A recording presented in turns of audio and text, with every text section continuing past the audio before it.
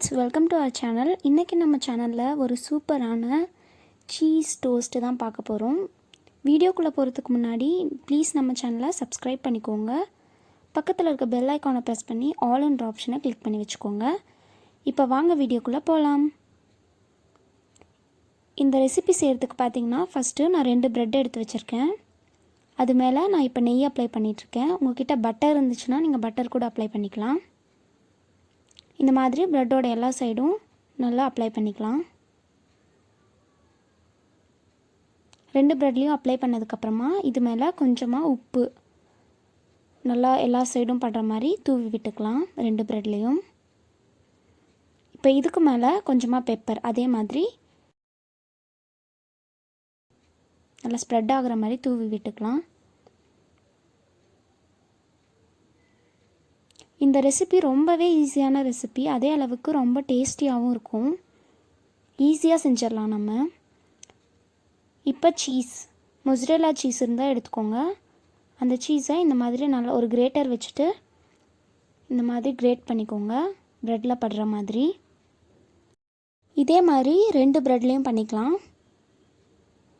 இப்போ இது மேலே கொஞ்சமாக சில்லி ஃப்ளேக்ஸ் சேர்த்துக்கலாம். சில்லி ஃப்ளேக்ஸுங்கிறது காஞ்ச மிளகாயை வந்துட்டு மிக்சியில் போட்டு லைட்டாக அரைச்சிக்கோங்க. லைட்டாக அரைச்சிட்டு அதை ஒரு பாக்ஸில் போட்டு ஸ்டோர் பண்ணி வச்சு யூஸ் பண்ணிக்கோங்க. இப்போ இது மேலே ரொம்ப கம்மியாக ஒரு 2 பல் பூண்டை ரொம்ப குட்டி குட்டியாக கட் பண்ணி வச்சுருக்கேன். அதை லைட்டாக போட்டுக்கலாம். உங்களுக்கு வேணான்னா நீங்கள் இதை ஸ்கிப் பண்ணிக்கலாம்.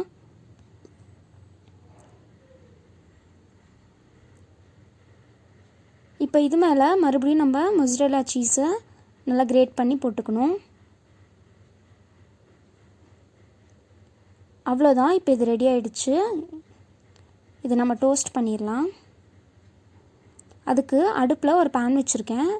அதில் கொஞ்சமாக நெய் சேர்த்து நல்லா ஸ்ப்ரெட் பண்ணி விட்டுடலாம். இப்போ இதில் நம்ம எடுத்து வச்சுருக்க ப்ரெட்டை வச்சிடலாம்.